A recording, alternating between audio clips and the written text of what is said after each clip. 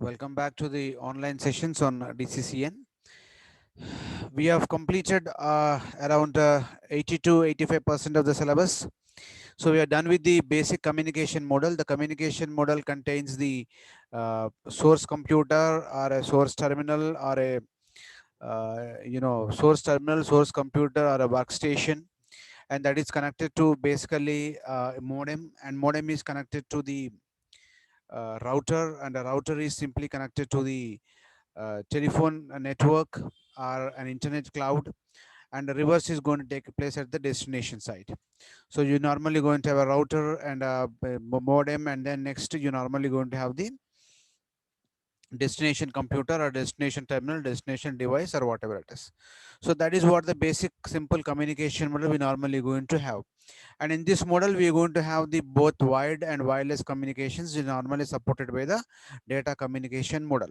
So whatever the simple communication model that is there, that will be there in the data communications. Only extra thing is that is going to be there here is basically a telephone connections. So we usually going to connect this entire source computer network to the telephone switching network. So that is what important point here in the case of the communication model. And we discussed about need for protocol architecture and standardization, and what is the protocol. Basically protocol is nothing but a set of rules which governs the flow of communication or a flow of data from one computer to another computer. And protocol architecture is normally preferred for plug and play operations, and to support the OOPS concepts we normally going to have the protocol architecture. And various network types we discussed, like LAN, WAN, and MAN type of networks, network topologies we discussed, which is basically the type of connections between the various nodes connected in the computer network. And next we discuss about line configurations such as the peer-to-peer configuration and a multi-point configuration. And reference models we discussed about OSI and TCP/IP protocols. And we left over with the switching concepts such as circuit switching and packet switching concepts. Okay. And we discuss in the today's session about some part about the comparison between the OSI and TCP/IP model, and then we discuss about the circuit switching and packet switching type of the networks. Okay. And packet switching is subdivided once again into two types. One is going to be virtual circuit switching and datagram subnet switchings.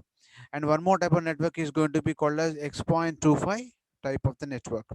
This X.25 we'll discuss in next class. First of all, we'll try to cope up with these two concepts, that is comparisons between the OSI and TCP/IP model, advantages, disadvantages of TCP/IP model.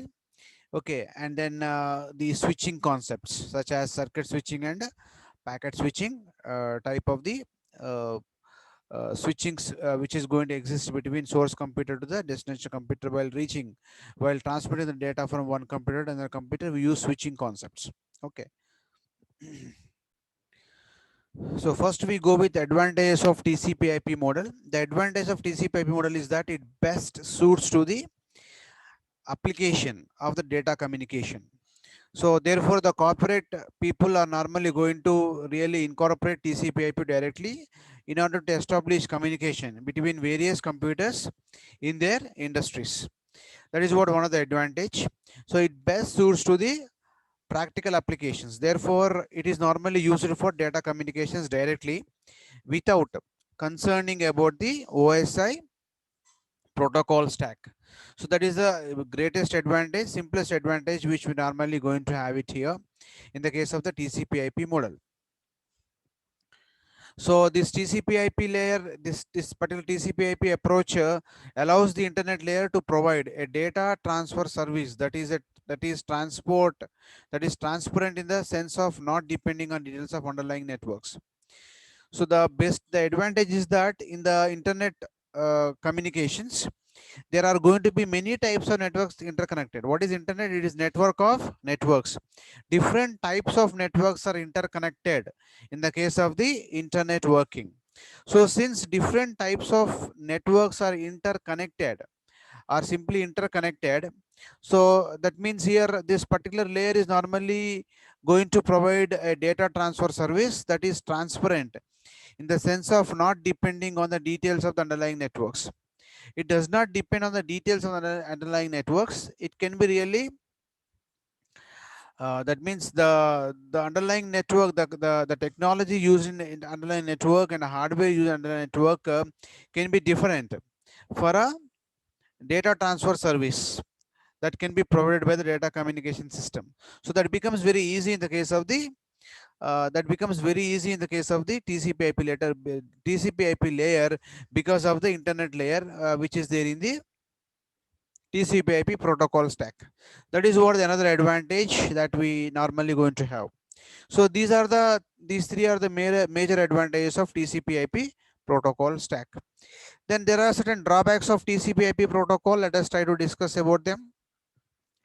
TCP/IP model does not clearly distinguish the concepts of service. See, because it is an application, it is normally represent the several layers of OSI into a single layer. Therefore, it is not going to distinguish clearly the concepts of service, interface, and protocols. If you take up application layer, presentation layer, session layer, the presentation layer protocol, session layer protocols are simply embedded into the application layer. Therefore, here in this case, it is not clearly distinguished the concepts of the various services provided by these layers. Therefore, this layer does not clearly distinguish the concepts of various services, interfaces, and protocols. So if at all these two layers are independently distinguished, then definitely there should be an interface between presentation layer and application layer. There should be interface between presentation layer and the session layer. So but that is not really provided here in the case of this. So that is what one of the drawback. So appropriate interfaces is not provided between the various protocols. This model is not at all general. So this is, as I was talking to you, it is best suited for an application. So TCP/IP is known as application model, application protocol model.